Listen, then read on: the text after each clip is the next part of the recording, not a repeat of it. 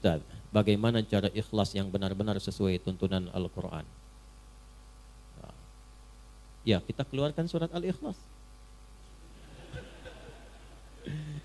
Betul nggak? Cara ikhlas sesuai tuntunan Al-Quran, keluarkan surat Al-Ikhlas.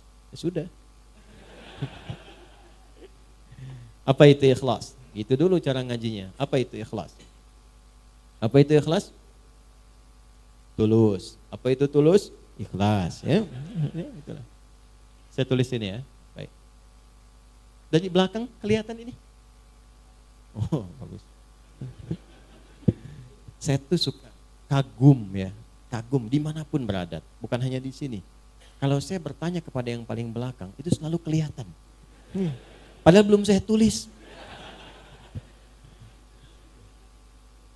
Ikhlas. Ya, ini ya. Tuh, pelan-pelan. Ikhlas ini dari kata akhlasa asalnya. Akhlasa, yukhlisu ikhlasan. Akhlasa, gini. Akhlasa. Akhlasa itu asalnya dari kata khalasa tambah a. Itulah cepat membahasnya, singkat padat. A plus. Ya, ini kan awalan ini a nih, tambahannya. Plus khalasa. Simpan a-nya dulu. Kita ke khalasa dulu. Khalasa itu asalnya sesuatu yang bening, yang enggak bercampur dengan apapun, yang murni. Makanya ini nih dalam bahasa Arab disebut dengan al-ma'ul khalis. Air bening.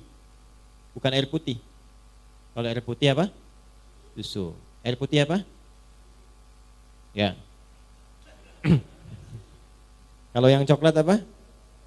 Teh. Yang hitam apa? Kopi. Yang putih apa? Kalau ini air apa? Bening. Nah, ini khalasa namanya. Khalasa. Kalau dibawa ke pemilik pelakunya disebut khalis. Ya, misalnya ada yang namanya khalis. Maksudnya apa? Orang itu seringkali menyaring segala yang keluar dari dirinya sehingga selalu bening, bersih. Makanya kalau ada orang namanya khalis, kata-katanya nggak boleh kotor. Karena itu bukan bagian dari cermin kebeningan hatinya. Catat itu ya. Termasuk pandangannya jangan memandang yang kotor. Karena itu bukan dari cerminan namanya. Itu khalasa namanya. Kalau kita ingin berusaha menyingkirkan yang kotor, menanggalkan, ditanggalkan, digelincirkan, izalah, tanggalkan supaya yang bersihnya saja yang muncul. Maka tambahkan hamzah di depan kata dasarnya. Jadi khalasa tambah hamzah. Maka harakat ini huruf pertama kan kha fathah ya. Lihat ini fathah. Fathahnya pindahkan ke depan. Jadi a ini sini a. Karena ini dipindah maka ini mati hilang. Jadi akhlasa. Di akhlasa itu usaha yang sungguh-sungguh untuk menghilangkan yang kotor-kotor yang mencampurinya. Sehingga nggak ada campuran lagi. Kalau ini air bening ada campurannya, saya bersihkan campurannya sehingga tersisa yang beningnya saja. Maka prosesnya disebut dengan akhlasa. Sudah? Sifatnya, karakternya, sifat yang membebaskan diri sudah hilang dari campuran sehingga bening saja, itu karakternya, sifatnya disebut dengan ikhlas. Di ikhlas itu asalnya keadaan yang murni, bening, yang tidak bercampur dengan motivasi atau keadaan apapun di luar dengan tujuan pokok yang ingin diraih. Misal, tujuan kita beribadah kan karena Allah kan? Nyembah siapa? Allah, ya. Wa ma khalaqtul jinna wal insa illa liya'budun. Kata Allah, aku enggak ciptakan jin dan manusia kecuali untuk menyembah aku. Maka kalau kita menyembah, nyembah siapa? Allah. Tujuan kita pada siapa? Allah. Maka jangan pernah nanti ada penyerta-penyerta, motif-motif lain yang menyertai ibadah kita sehingga keluar dari fokus. Keluar dari tujuan asal. Karena tidak sedikit nanti ada orang yang ingin ibadahnya seharusnya dilihat Allah karena Allah. Ibadah yang dikerjakan karena ingin diperhatikan Allah sifatnya disebut ihsan namanya. An ta'budallaha ka'annaka tarahu fa illam takun tarahu fa innahu yarak. Hadis Muslim, hadis yang ke-8. Engkau berusaha menyembah Allah dan merasa diawasi sekalipun engkau tak mampu melihatnya. Itu ihsan namanya. Nah, ibadah yang ingin dilihat oleh makhluk bukan khalik disebut riya namanya. Riya. Imam mimpin. Bismillahirrahmanirrahim. Alhamdulillahi rabbil alamin. Maghrib, bagus. Bapak komen setelah sholat. Masya Allah Ustaz, tadi bagus sekali suaranya. Mudah-mudahan Ustaz dijaga. Isya ditambahin cengkoknya dikit. Karena pujian tadi. Alhamdulillahi rabbil alamin. Misalkan, karena tujuan untuk didengar oleh orang yang tadi. Atau ingin kelihatan oleh yang lain, saya pun bisa sholat berjamaah. Maka ingin dilihat disebut dengan riya, ingin didengar disebut dengan sum'ah. Itu yang menggeser dari ihsan. Fawailul lil musallin alladzina hum an salatihim sahun alladzina hum yuraun. Riya itu pengen dilihat orang. Bahasa kekiniannya pencitraan. Paham? Sedekah karena pencitraan. Bapak, ada Masjid Miftahul Jannah di Gede Bage akan renovasi. Saya yang tanggung semuanya. Saya kasih 1 miliar. Tapi tolong pasang spanduk dari Sabang sampai Merauke. Ini Haji Fulan, misal. Nah, itu riya namanya. Itu mencampur sesuatu dari yang pokok. Kalau kita ingin tepikan berusaha lillah, sifatnya disebut dengan ikhlas. Orang yang berusaha mewujudkan itu, berusaha namanya mukhlis. Jamaknya mukhlisin. Nah, kita itu diperintahkan oleh Allah sepanjang ibadah usahakan yang ikhlas. Jadi usaha kita yang dilihat oleh Allah. Nanti Allah yang ngasih hasilnya. Orang yang berusaha untuk ikhlas disebut mukhlis, jamaknya mukhlisin. Turun surah Al-Bayyinah, surah 98 ayat 5. Wa ma umiru illa liya'budullaha mukhlishina lahud din. Kalau sudah dapat ikhlas itu diberikan oleh Allah dalam hati. Kalau sudah ada dalam hati, enggak pamrih. Dia enggak mikir apa-apa. Yang penting Allah ridha. Jadi walaupun dia ngasih ketahuan orang, dia udah enggak peduli dengan orang. Ada level seperti itu ada. Sudah enggak ngaruh, mau muji mau enggak, kadang-kadang dia potong. Akhi, wah antum itu, udah. Itu mah rezekinya dia aja ditipin Allah sama saya. Kalimat itu sudah nyaman. Tertanam dalam jiwanya, fokus tujuan ibadah hanya lillah. Kalau sudah Allah berikan sifat ikhlas itu berubah dari mukhlis menjadi mukhlas. Ada ikhlas, ada mukhlis, ada mukhlas. Mukhlis, ada mukhlas. Kalau sudah mukhlas, maka tingkat ini adalah tingkat di antara yang tertinggi dari hamba Allah yang sulit ditembus oleh setan. Jadi setan itu kalau sudah ketemu orang mukhlas, dia sudah give up. Nyerah dia. Memang dia masih menggoda untuk menunaikan tugas gitu kan. Ya, tapi tugasnya menjadi formalitas karena nggak bisa ditembus. Itu sudah pengakuan setan sendiri. Ada di mana? Di surah 15 ayat ke-40. Nah, Quran surah Al-Hijr surah 15 ayat 40. Illa ibadaka minhumul mukhlasin. Ya Allah, aku akan goda setiap anak cucu Adam dari depan, dari belakang, dari kanan, dari kiri. Di kanan, kiri, depan, belakang itu setan datang. Ya, kenapa enggak dari atas? Karena atas itu adalah bagian dari Allah untuk memberikan bimbingan lewat malaikat. Kenapa enggak di bawah? Sudah dikubur. Kalau sudah dikubur, setan enggak goda lagi. Kalau setan masih menggoda mayit, kurang kerjaan setannya. Orang udah enggak ada beban ibadah kok masih digoda. Paham ya? Nah, inilah mukhlas. Kalau sudah jadi mukhlas, enggak bisa ditembus. Illa ibadaka minhumul mukhlasin. Kecuali hambamu yang mukhlas. Makanya suratnya surah 15. 15 itu Al-Hijr. Hijr itu benteng. Jadi kalau kita sudah ikhlas baik, punya benteng kita yang gak bisa ditembus. Tetap digoda. Tapi bukan berarti selamanya akan begitu. Masih dipertahankan. Pertahankan dengan apa? Dengan jalan. Apa jalannya? Jalan besar itu disebut syara. Konsepsinya disebut dengan syariat. Maka munculnya syariat. Jadi untuk ikhlas itu lewat syariat. Apa bentuknya? Nanti turunannya lewat ibadah. Apa di antara detilnya? Lihat aja, setiap ada kata yang membimbing pada keikhlasan, amalannya itu yang mengantarkan pada ikhlas. Di mana ditemukannya? Gampang. Setiap ada ayat, ada dibuka dengan kalimat iman, maka amalan setelahnya mengantarkan pada ikhlas. Kalimat iman pertama Al-Baqarah ayat 3.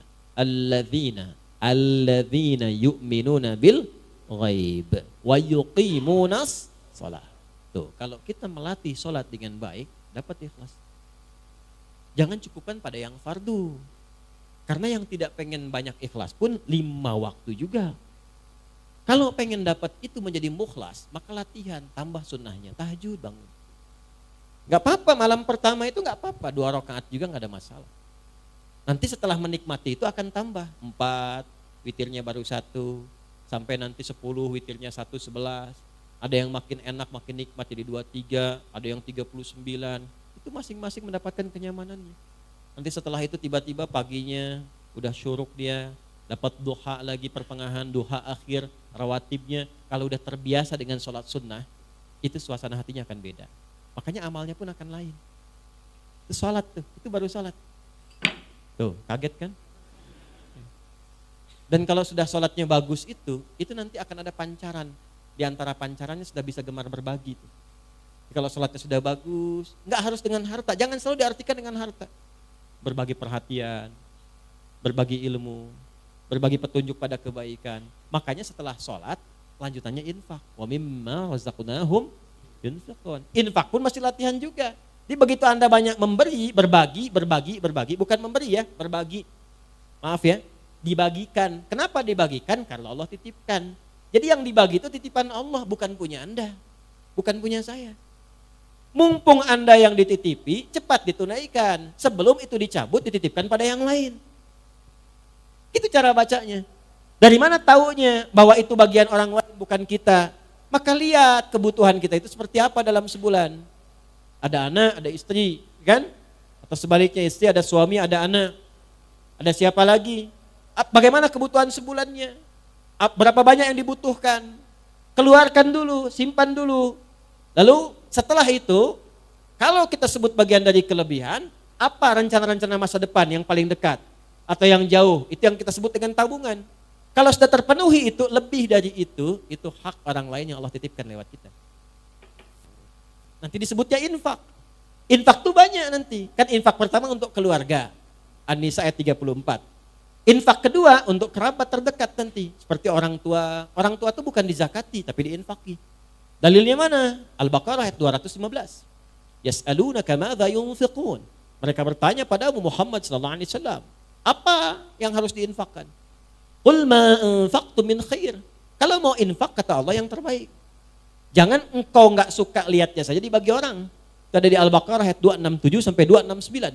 Wala tayammamul khabitha minhu tunfiquna walastum biakhidhihi illa an tughmidu fi. Jangan kasih orang benda yang kamu lihat saja sudah enggak suka. Ya. Jangan masukin kotak infak. Keadaan uang yang Anda lihat aja udah enggak suka. Ini lecek, di bangga jangan diterima, masukin aja kotak infak tuh. Misalnya, nah, jangan seperti itu langsung dapat penolakan dari Allah. Kalau sudah ada yang terbaik, yang bagus, maka kepada siapa diberikan? Lil walidain, orang tua. Orang tua tuh memang gak pernah minta di lisannya. Tipikalnya begitu. Tapi kadang-kadang kode kerasnya itu sering muncul lewat sikap. Itu harus pandai dibaca. Alhamdulillah, nah, mama cekap teh jagong oge ya. Oh, berarti kemarin makan jagung. Segera kirimkan berasnya. Ya, oh pengen mangga. Tadi ngalangkung ke Kosambi, ini rawas pisan ketinggalnya. Cepat ke Kosambi. Apa yang disebutkan cari. Kalau memang bisa didapatkan. Kalau ada kelebihan harta yang Allah titipkan, orang tua 9 bulan lebih 10 hari dikandung, dirawat-rawat, diberikan ASI. Kalaupun Anda sukses kata Allah, jangan bangga dulu, bukan karena kerja keras Anda. Mungkin itu tangisan ibu Anda yang sering berdoa kepada Allah. Minta anaknya jangan seperti saya ya Allah. Mengitu keluh keringat ayah Anda yang dulunya ke sawah, serabutan, minta sama Allah, ya Allah, tinggikan derajat anak saya. Jadikan dia lebih nyaman. Gak apa-apa saya begini ya Allah, yang penting anak saya nyaman tidurnya. Kuliahnya tinggikan, sekolahnya tinggikan, berikan derajatnya. Makanya ketika Anda tumbuh dan sukses, bahkan sukses, itu yang pertama diminta oleh Allah dan diperintahkan berdoa mensyukuri itu dengan mengarahkan doa pada orang tua. Qala rabbi auzi'ni an ashkura ni'mataka allati an'amta wa ala walidayya. Itu ada di Quran surah 46 ayat ke-15. Kalau Anda merasa udah usia 40 tahun bahkan udah sukses, udah hebat, jangan membanggakan usaha Anda, kata Allah. Mungkin itu saham terbesarnya adalah amalan orang tua Anda. Maka dari itu kalau belum mampu memberikan sesuatu yang ya kalau membalas itu nggak mungkin. Yang bisa dilakukan adalah memberikan kasih yang sekiranya mendekati apa yang bisa dilakukan. Ada seorang anak mengatakan pada orang tuanya setelah dia memberikan bakti luar biasa. Ya. Jadi ini kisah nyata. Saya tuh dulu waktu 90-an tuh masih banyak buku-buku bagus tuh. Sekarang tuh sudah nggak banyak maknanya gitu ya. Semua dicetak aja gitu. Ya, dulu tuh berkualitas buku-buku, banyak kisah-kisah orang soleh, 40 kisah orang-orang soleh, banyak sekali. Ada seorang ayah sakit, dirawat oleh anaknya, sampai luar biasa maksimal. Disuapin seperti diperlakukan ayahnya itu, seperti diperlakukan saat ia kecil. Ya, ke toilet, diantarkan, dibersihkan kotorannya, macam-macam lah. Sampai satu kali anaknya komen, "Alhamdulillah ayah, aku telah bisa membalas jasa-jasa ayah, perawatan seperti ayah telah merawat saya waktu kecil." Apa jawab ayahnya? Tidak, nak, belum sampai kamu pada level itu. Kenapa ya? Karena aku merawat kamu dulu supaya kamu hidup. Sedangkan engkau merawat saya sekarang untuk mengantarkan pada kematianku. Ya. Makanya nggak akan bisa, balas orang tua tuh nggak akan bisa. Kalau nggak bisa balas, minimal bahagiakan, jangan sakiti lah. Kalau nggak bisa ngasih, minimal jangan sakiti. Wala taqul lahuma uffin. Kata aja udah nggak boleh, bentak nggak boleh. Sudah dikandung merat, nggak pernah dilepas, dikasih ASI, dirawat-rawat, disayang-sayang, dicium, dipeluk, bangun malam, bangun, capek, lelah. Udah dewasa bentak-bentak, ente siapa? Gak malu Anda sama Allah tuh. Di belakang keluh kesah, ada yang tega menggibahkan ibu bapaknya.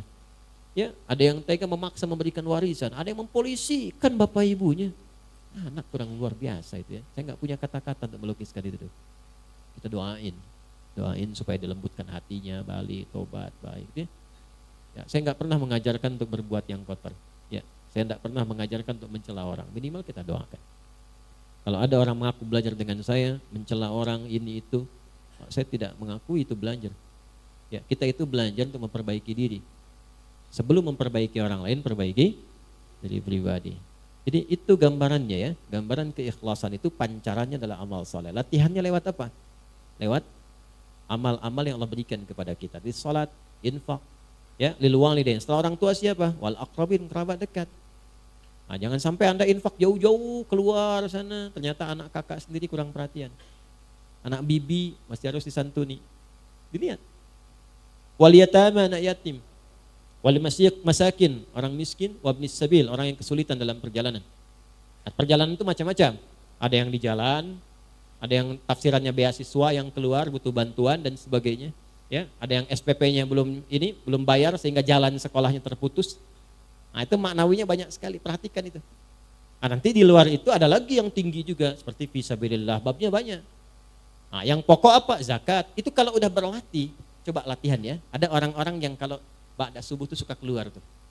Coba deh ikuti itu. Itu tuh Masya Allah.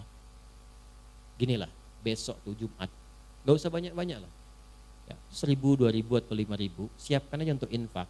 Tapi saya minta nih, Anda keluarkan dengan tangan Anda sendiri.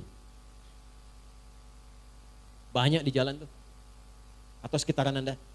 Cari betul-betul kualifikasi orang yang memang memerlukan itu. Yang sudah sepuh keliling, panggul dengan keringatnya itu. Jualan donat, jualan ini, jualan itu, jualan macam-macam. Dekati. Terima kasih Pak. Mohon maaf, ini ada titipan loh, titipan lewat saya. Memang gak banyak, cuman tolong doakan aja Pak ya. Saya diberikan kesehatan kebaikan. Anda berikan, itu perhatikan bagaimana yang keluar di lisan mereka.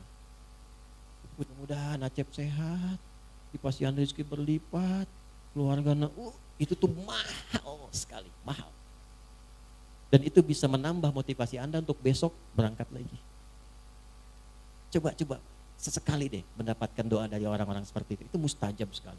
Nah, mungkin usaha Anda sukses itu dari doa orang-orang seperti itu. Bukan karena hebatnya Anda, karena kan yang punya rezeki Allah. Bagaimana Allah bisa menggerakkan semua rezeki itu dekat dengan Anda? Jangan dikira mudah begitu saja. Kalau cuma begitu, Korun lebih jagoan. Korun tuh mengatakan, komen pertama Korun yang di dislike oleh semua generasi setelahnya, walaupun diviralkan. Apa dia katakan? Ini karena ilmu saya. Ya. Maka Allah nggak suka. Diadakanlah likuifasi, ditenggelamkan, dilumat ya dengan tanah sekalian, dengan semua harta-hartanya. Gitu. Jelas ya?